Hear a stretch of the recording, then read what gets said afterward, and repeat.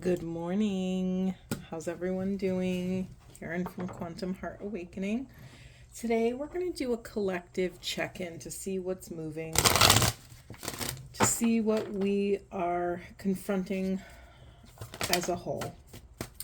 Okay, Spirit, thank you for being with us. Anything else? What do we need to know for the highest and best good of self and the planet? What are we confronting? What are the blocks showing up? What are the solutions to those blocks for the highest and best good of self and the planet? Wow, I'm getting a bunch. Hold on. All right, let's take it nice and easy today.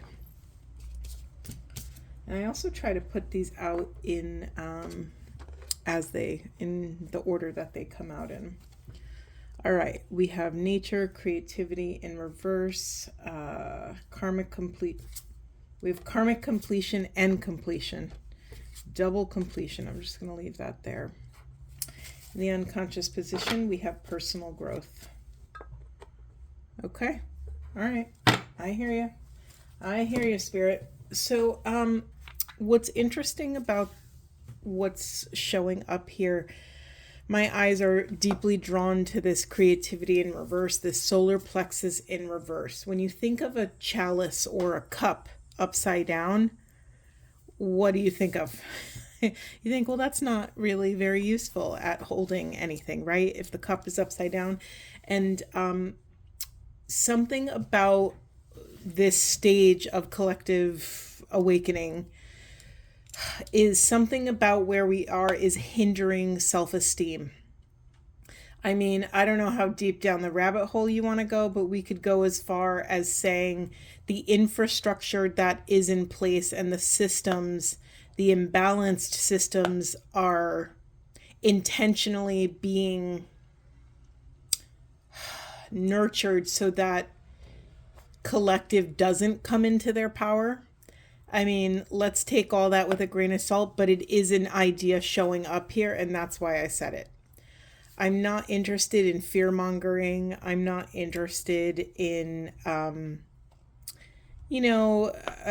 scaring people. But, this is what's here. And so part of what we as a collective are pushing into the shadow is our own personal growth, is confronting what we need to confront to take back, or rather recognize our sovereignty, our individual power, our free will, our divinity in motion. Some of us are pushing away our own personal power and creativity so we don't have to step into this new version of self. I get it. It's scary. It can be very scary to, be as big as your soul wants you to be, to take up as much space as your soul demands of it. Right? Some of us incarnated here with a pretty big soul mission and purpose, and sometimes the first chunk of our lives has actually nothing to do with the actual work we're meant to do on the planet, but it has everything to do with training you to become the person that can do that work on the planet. So, it might be overcoming childhood stuff, overcoming limiting thoughts, fears, beliefs, bullying, trauma. It essentially, you might not recognize how this moment or what you're going through now is going to feed into your soul mission and soul purpose, but just honor that everything is divinely orchestrated for your highest good, right? That's something that takes a pretty long time to integrate into the body mind. It's one thing to read a ton of wisdom about, awakening and enlightenment and do all this and psychology and philosophy. It's one thing to read about these things. It's an entirely different thing to go on your own hero's journey to confront these limiting blocks within the self, right? As I'm saying that, I'm laughing because I didn't even really see this adventure card, throat chakra, but also more than that, we have a double 5 here. So it's like the amount of change that's moving in the collective is pretty aggressive right now. It's just a lot of it. Another narrative that's emerging is that some of us don't want to take responsibility and accountability for our own personal growth because it's going to mean we're going to have to say goodbye to certain people, places, and things. I just laughed that karmic completion and completion both came out not only together, but both of them came out in reverse. We are confronting our nature. We are confronting the human spirit nature thing, right? We talk about humanity all the time, but we kind of, as a collective, rarely talk about our divinity, unless, take it with a grain of salt, unless you're swimming in those circles and you have, like me, I have I call them my consciousness friends, where we're always swimming in this soup, confronting our spiritual nature. How can we, it's one thing to talk about it. Like I said, it's one thing to read about it. It's a whole nother thing to walk the walk. Is there anything more about that, Spirit? No, let's move on. I'm very interested in this karmic completion. Let's see where it evolves. I don't know where to go, Spirit. Lead me, please. Thank you. That was so weird. It's like the energy went radio silence for a second and I just stood still. Which, it's funny I said that because that is also a level on the awakening process, on the ascension process, to know when to stand still, to know when to get silent. I think sometimes we panic, or the ego causes us to panic when we are struggling in something and we just want to quickly find an answer so we can get out of it as soon as possible. But, sometimes all of that rushing actually detracts from what's working its way into your consciousness. You've heard me say this before, that in order for something new to come into our lives, we have to create space for it. That could be physical space, mental, emotional, energetic. It could be space in our beliefs, space in, day-to-day activities. So it's to be able to,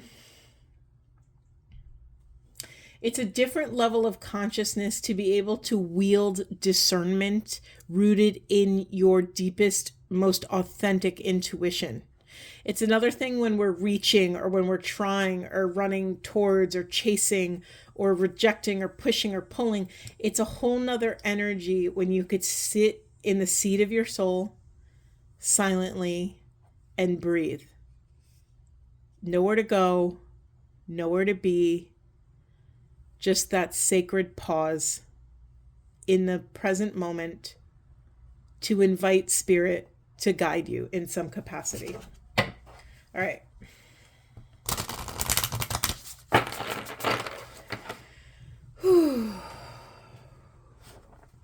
I always like to tell you what's moving through my body. So, maybe it's moving through for you as well, because again, this is a collective reading, and I'm also most likely, unless it's for an individual client, I'm always reading collective energies. A wave of emotion just came over me, and it's not attached to anything. I'm feeling tears behind the eyes. They haven't come yet, but I could feel myself welling up. And here it comes. So I'm just honoring that for some of you. This is a very emotional process. It's very difficult to confront the inner parts of self that are kicking and screaming and that don't want change to happen. I have so much compassion for those parts, and I invite you to extend the same amount of compassion for yourself. Okay, anything else, Spirit? Anything else about that? Okay, specific questions. Can you speak more about our nature? Can you speak more about our divine nature, Spirit? What do we need to know about that? Thank you. Anything else? Anything else? Thank you. God, the emotions. It's a very interesting feeling as a channeler, or as just, one who intentionally opens herself up as an empty vessel for other things to come through. It's so fascinating when emotion comes without being attached to anything. It's such an interesting feeling. It's like going outside and standing in the rain. It's not your rain, it's just rain. And so I'm just honoring that the emotions that are flowing through me are someone's or ours as a collective. Okay, let's see. In the unconscious position. Oh, goodness, we have mother. Very interesting here. Let me slide these over so you can see. Yeah, we have mother. So maybe some of you are pushing away a mother relationship, a mother wound. I think we are working on healing. Let me move this all back. Thank you. I think collectively we're working on healing a mother wound. More specifically, we are healing our relationship with the feminine. This has been, those of you walking the path of hierogamy, the twin flame path, or the path of inner union, you know all this, right? This has been long standing that the collective is healing our relationship to the feminine. We've really screwed the feminine for a very long time. We've really, God, I want to say like violent things. I also don't think the violence serves this moment, so I'm just letting that energy. I'm naming it, but I'm not going to lean into it.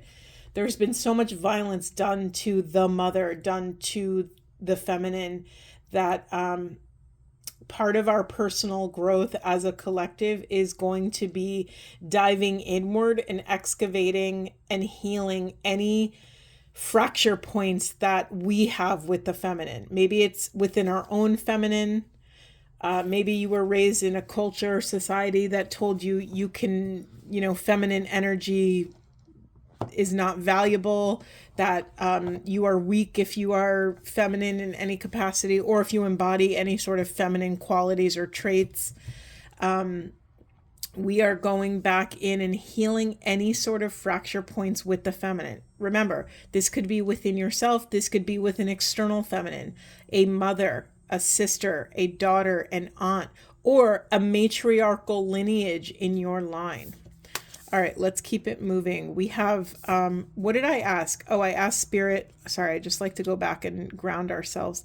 I asked Spirit, can you say more about our nature, this nature thing? And we got self-reliance, fame, and wisdom. Yeah, collective, our birthright is our divine wisdom. It's literally encoded in our DNA. It's in the fascia. It's in the marrow of who we are and who we came here to be. So, yeah, I'm quite moved by that. So by us taking accountability for our own fracture points, and when I say fracture points, I mean anything that interrupts flow, anything that interrupts the honoring of our wholeness. One of my mentors, James Finley, always says that trauma is disconnection from spiritual experience. I'm going to say that again. Trauma is disconnection from spiritual experience. So anytime we're not in that flow and reverence and honoring of the spiritual nature of the world around us, we are actually in a trauma. Now that might blow some of your minds. It might be kind of a crazy thought, because then you would think, well, shit, I'm in trauma all the time, right? And that's actually what people who work with energy and in the quantum field are trying to get us to realize, that yes, exactly. That's exactly right.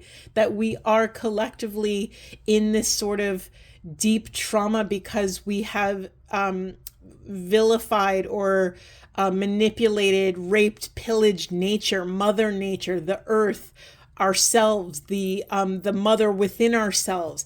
We are deeply, I think when you're on this path of healing and you start to get exposed to trauma work and what that actually is, I think a lot of people assume that trauma is only like a big event, like an acute event that happened, like a car crash or a rape or a murder or like some sort of abuse, like some sort of acute event that happened. But really, I'm inviting you to expand that view. There's really no harm in expanding that view as long as you stay in your sovereignty and out of victimhood. And I think the part of this that feels so useful is that when we can honor that maybe anything that takes us out of connection with spirit, with divinity. When I say spirit, it doesn't have to be anything. Like if that doesn't resonate with you, let it go. I just mean takes you out of connection with unity, with oneness, with feelings of beauty, ecstasy, bliss, gratitude. When you are moving through life so fast and chasing after sort of egoic desires, the relationship, the money, the house, the white picket fence, these things that you think you're supposed to have, it's like we're running past the divinity and we're missing it. And I'm not saying that if you want those things, they are not divine. Of course not. Some of our greatest callings are to, some people have a high calling to make a lot of money for the collective and do wonderful things with it, or be in a relationship. I think some of the highest callings is parenthood. Sorry, I just got emotional about that. Is parenthood, to honor that the call to be a mother or a father or a guardian in some capacity is such a divine calling. And I think that as well has been sort of corrupted and polluted. And, the family unit is so fragmented, and, it's like we work so hard. Oh my God, Noah Trevor, what the heck is that guy's name? He said this great quote about, something about we've come so far in our quote unquote evolution that we've actually had to buy back the village, meaning, back in village times where everyone lived in a very small community, you had parental support, grandparental support, you had the wisdom of the grandparents, the elders in the community. You had a lot of bodies around to help you raise your children. You had a local medicine man or woman, shaman or healer in the community that held the wisdom of healing. You had like these micro support systems, like a nuclear support system built into the community. And as we've become more modernized, we've actually isolated ourselves from the village community. And when he says we had to buy back the village, it means, okay, now you have to pay someone to watch your kids and to raise your kids and to teach your kids. You have to pay, to go seek naturopathic medicine or something. You have to pay to do all these things that were an inherent part of living in resonance, in harmony with nature, with the natural world. And so it's kind of messed up when you think about it, that we've come so far and yet we're sort of starting the cycle over again. Like we've come so far, we've worked so hard only to have to sort of wise up and learn that maybe we did it wrong. And I say we gently and with tons of empathy and compassion, because we breathe as one, right? I am a oneness initiate. That is what I'm anchored in. This idea that there is only one. We are all one. There's only one energy, that a rising tide lifts all ships, meaning no matter what happens in the collective, it happens to all of us. So I say we gently because, even if we did not cause the suffering, we get to take accountability for it. And that is true sovereignty. That is true power, when you can honor that there are horrible, corrupt, really screwed up things on the planet, and we get to bring all of our love and take accountability. Sorry, I always cry when I talk about oneness because it's deeply moving to me. Okay, moving on. All right, just returning to this message, I asked Spirit, what do we need to know about our nature? Can you speak more into this? And we have self-reliance, fame, and wisdom. This fame card is so interesting.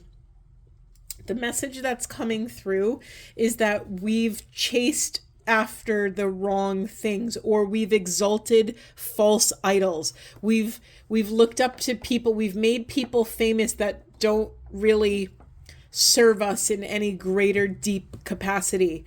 You know, when people love celebrities, it's like, okay, wonderful, but how does that celebrity serve you? Does loving that celebrity help you raise your kids? Does that person help you, you know, do a better job at work or help you heal your heart? Like, the invitation is here. Do you hear me struggling to speak? Excuse me. I'm getting caught up in the narrative. I'm seeing, I just saw in my mind's eye, or in however I get these impressions, a bunch of flowers blooming, and all different flowers. And now I want to cry really hard. So what the heck is happening, Spirit? Can you explain this to me, to us? I'm seeing like a daffodil, a sunflower, a tulip, and a flower that I don't know what it is. Almost like it might be like a hibiscus flower, those huge, huge, huge petals. And they're closing and opening, and they're closing and opening, and they're turning towards the light. That's kind of a really direct, beautiful, obvious message that it is up to us to, if we are going to seek nourishment of the soul, we have to love ourselves enough to take up enough space to go at our own pace, to get to know ourselves enough to go at the pace that is in harmony to us, so that we can access our wise discernment, so that we can love ourselves enough to believe what's moving through our body mind. We could trust our system to understand, not to understand. We have to trust our system to guide us, to be our internal compass, to recognize, where are we leaking power? Are we leaking power to, what is fame? Like, what in a new age, in a age of enlightenment, in an age of oneness, what would fame even exist? Or would it be a pure, pristine version? Meaning, like, think about in unity consciousness, if we were really living in sort of that utopia of oneness, fame wouldn't really exist. Maybe the recognition of one's soul gifts and skills would exist. Meaning, someone might go up to you and be like, Doug, you're such an incredible healer. We need you to go to this part of the world and do your healing work. I'm crying. God, so much crying in this freaking reading, but I'm crying because that's actually how it works. If you feel called to like a weird job or a place in the world, a country, a city, if you feel called to like land or a mountain or any sort of thing that doesn't really make sense, understand that that is divine guidance. You might be called to be a light in that part of the world, and it might make zero sense to you. And yet, if you have this calling, do it. Do it, because you are meant to fulfill that part of the grid work. This is so incredibly valuable. So anyway, fame won't exist in unity consciousness. It just won't. We won't.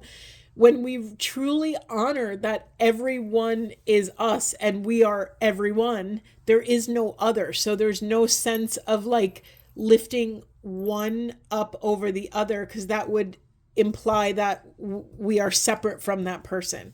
Instead, if someone's really skilled at something, it might be like, wow, we're so amazing that we can do that, right? That's like, it's a we thing. The skill is a we thing. And I know this is pretty niche. This is the work I've been called here to do, and it's not for everybody. I call myself a transpersonal educator and companion because what I'm here to do is to help people integrate and embody the experience of oneness, to honor the dual and non-dual reality of each individual.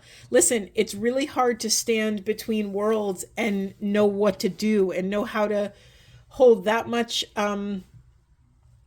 existential awareness in the body. The body is a very finite entity, and yet the mind and the spirit is infinite. And to be able to like bring the infinite down into the finite is a very sometimes volatile experience. I'm speaking very intentionally about this and slowly because I want to honor the difficulty, and I want to honor that this isn't for everyone. And this is a pretty extreme level of awakening, ascension, consciousness. This is like, the golden ring, yeah, let's move on. There's so much more to say about this, but basically, our human nature, our divine nature holds all the wisdom we would ever need to step deeper onto our soul path. We are self-reliant. We get to be self-reliant. We have all the tools and techniques and things we need to take a step towards our sovereignty, towards our soul alignment. Okay, thank you, Spirit. Can we let's get some of these ancestor cards. Anything else you'd like to share with us?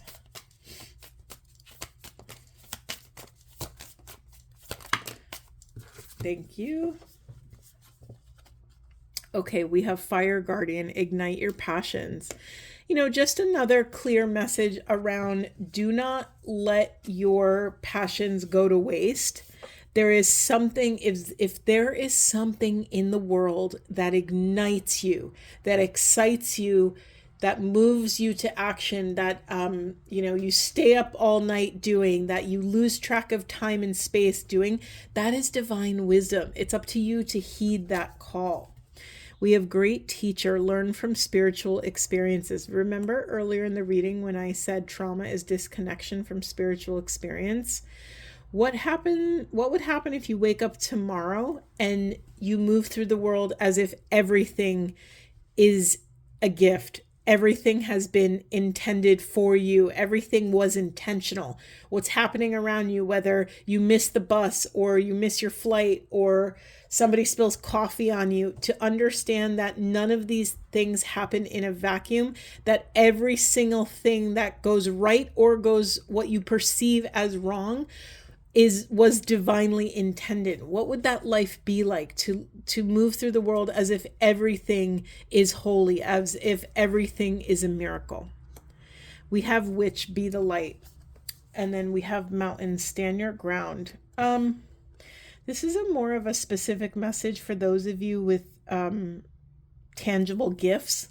Maybe some of you are mediums, or maybe some of you are psychic and sort of repress that ability because you don't want to deal with the consequences of acknowledging that you have this gift. Because what happens when we acknowledge our truth? We have to do something with it, right? You're called to take action when you acknowledge something. Just know that you are protected. Just know that, Carolyn Mace has this hilarious, she's so brash and blunt and I freaking love her for it. But she says this beautiful little aggressive thing. She's like, if you're not going to use your gifts, give them back. And she says it like that, kind of harsh. And what she's saying is she's acknowledging oneness. And it's like, if you are called to bring this gift down from the realm of spirit into the realm of matter and you're not doing it, give it back to the grid and someone else will pick up that mantle and do the work that you were called to do. And maybe you'll get different work, or maybe you'll, confront the inner work it would take to overcome whatever blocks you have from doing the work that you were called to do. So that's the harsh version of like, yeah, if you really don't want it, like, listen, you have free will. If you don't want to, use your gift, if you don't want to live that life, you don't have to. You have free will, and there's nothing wrong. You didn't fail. There's no negativity around this at all. You are a sovereign being, and you get to choose what you want to do here on this planet. However, for those of you that just have fear, or that that deeply want to step into your gifts, but just you have a lot of limitations showing up, understand that this too is a rite of passage, that this too is a hero's journey, that in order to truly step into your gifts, you have to confront the blocks that are showing up before you can share your gifts with the planet. You are deeply protected. I was about to say feminines, which is interesting. We do have this witch card here. And again, it's a nod back to this mother wound and the collective feminine wound that we all have. So I think this is speaking to the feminine within all of us, the witch within all of us. It wasn't very many years ago, like 100, 200 years ago, that witches were being burned at the stake. And there was this horrible story of someone, I can't remember the history around it, but they would take a huge long spear and spear a woman that they thought was a witch, and they would let her body stay in the town square on the spear as like a warning, like, this is what we do to witches.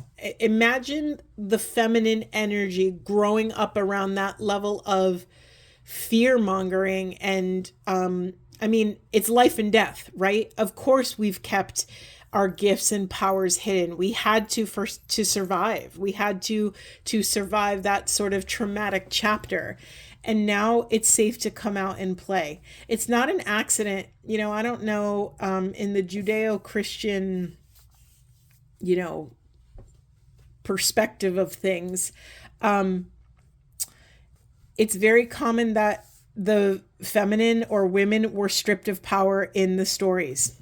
And so now there's this reemergence of the feminine power, and a lot of people are diving into like the Magdalene manuscripts and working with the Magdalene Rose energy. There's all this like, the fact that Magdalene and Yeshua were twin flames, and they had blissful, ecstatic sexual relations, and they had children, and like all of these things have been stripped from history to further alienate the feminine and to exalt the masculine over the feminine, which I'm not saying it's most likely the other way around, but I just find it hard to believe that the divine would give the feminines this unbelievable gift of being able to birth people on the planet.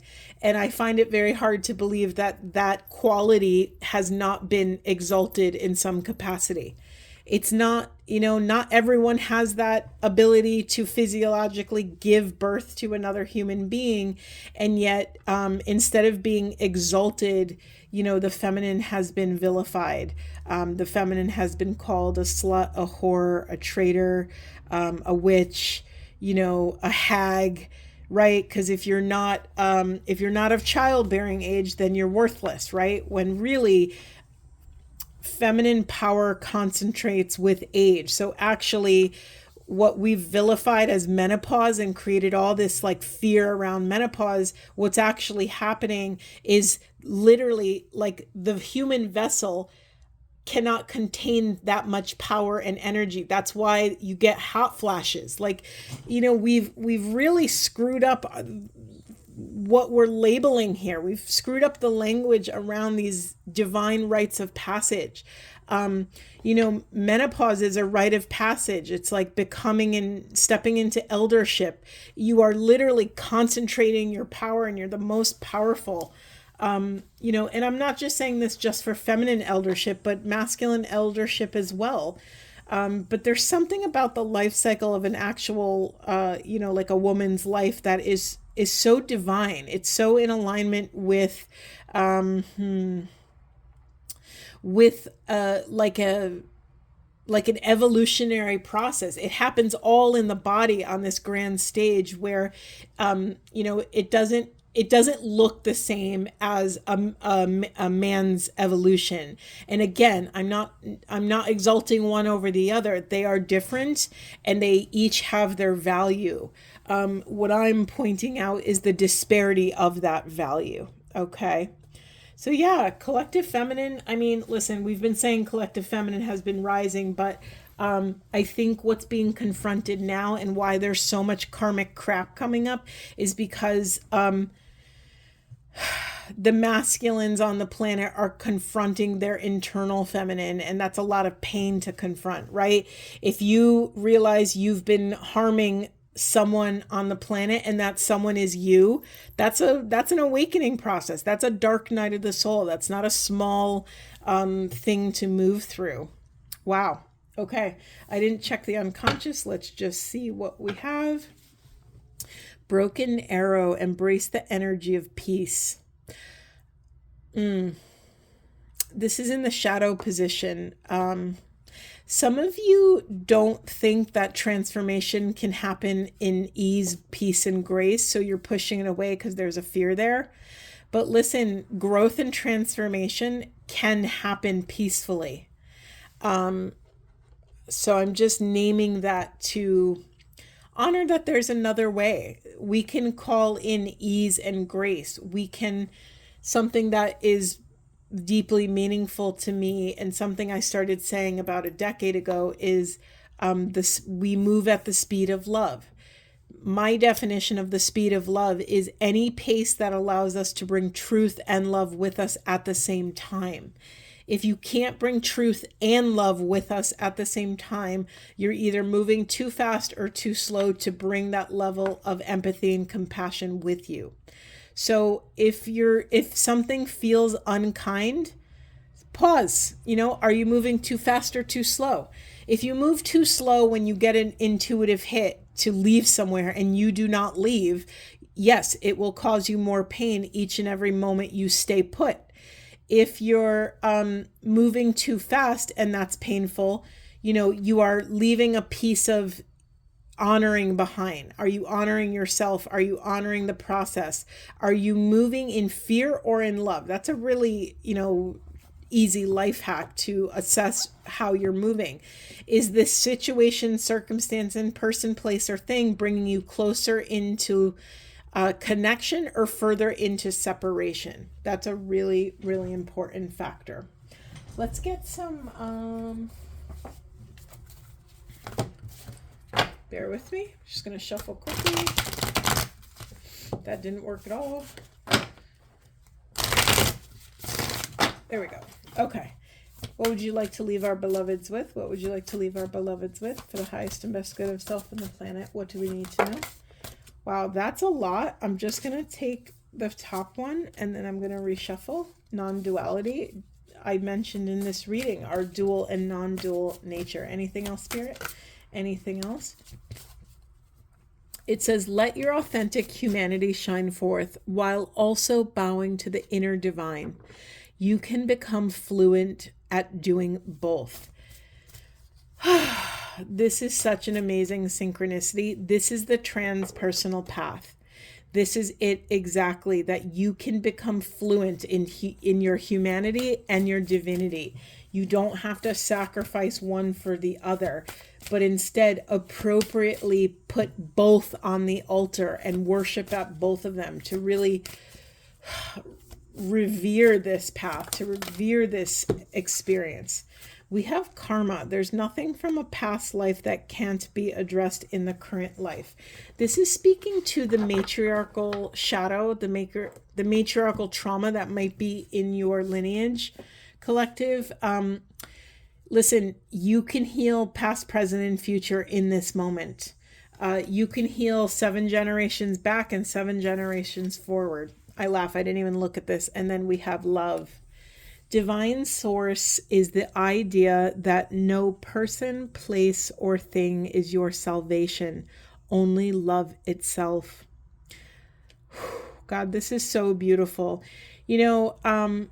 you could take everything in the planet that separates us, whether it's religion or belief systems or, I don't know, land or anything, whatever, and you can throw it all out because all that matters is love. And I know that sounds like a hippy dippy, flower power kind of thing.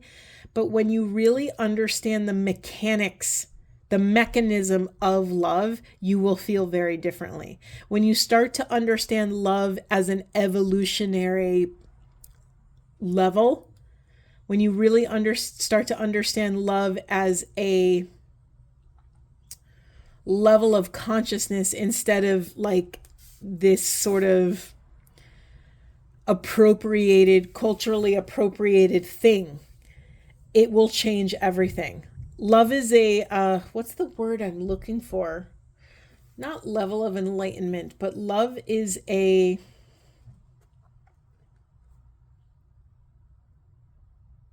can't think of it, and Spirit's not giving it to me.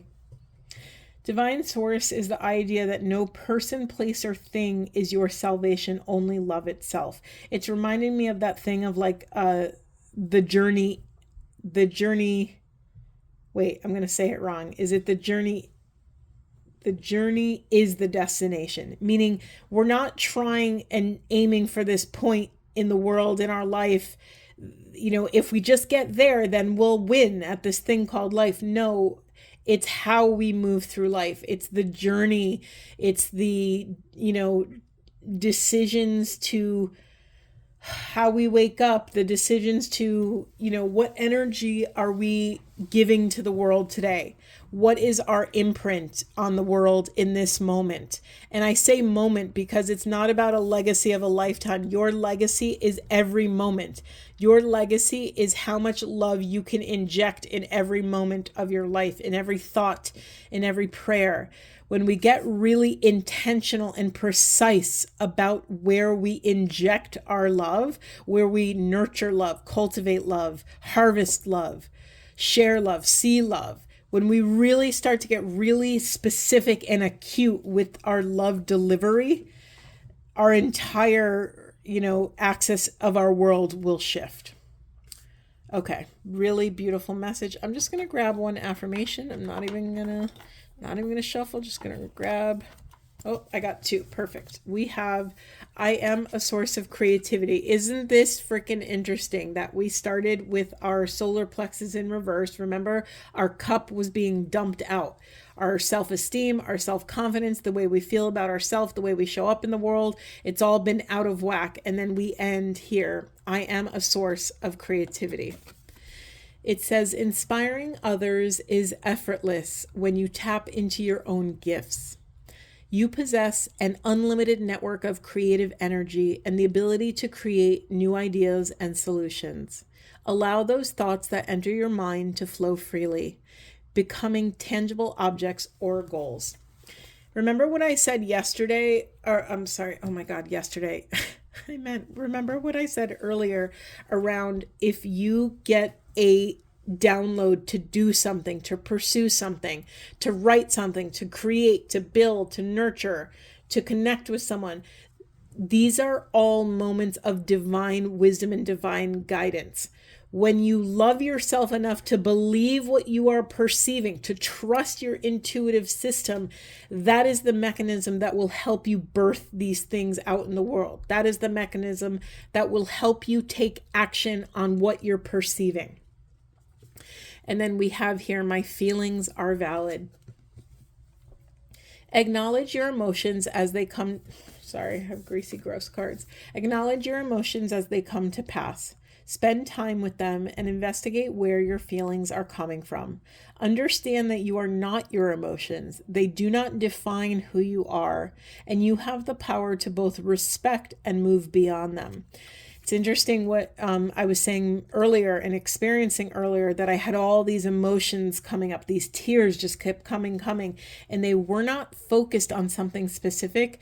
For me, that is a message that I'm vibrating something for the collective. It is not mine, Karen's. It is just something that exists in the collective that needs to move, right? Again, I said this earlier, just because we didn't cause something or cause the issue doesn't mean it absolves us from taking responsibility for cleaning up that issue. And that could be really frustrating, right? It's like, I didn't do this. I didn't make this mess. I didn't cause this war. I didn't, cause inflation. I didn't cause the, real estate market crash. I didn't cause these things. Well, yes, correct. But there is no other, right? We breathe as one. We live as one. So if you acknowledge that you can help in some capacity, it is your duty. If it comes to you, you have been chosen to vibrate that piece of work out in the world. Really, really beautiful reading. I'm just going to grab a quick Buddha wisdom. Not even going to shuffle. Going to just grab and go. What do we have here? Let the ultimate truth be your soul food. Gather nothing, store nothing. This deeply reminds me of that thing of like, you can work really hard for a lot of riches and tangible things on this planet, but you came into this world alone and you will leave this world alone. You can't take any of it with you. So what can you do in this lifetime that would serve others, that would serve the collective consciousness? Deep breaths, everyone. Please take care of yourselves. Hydrate.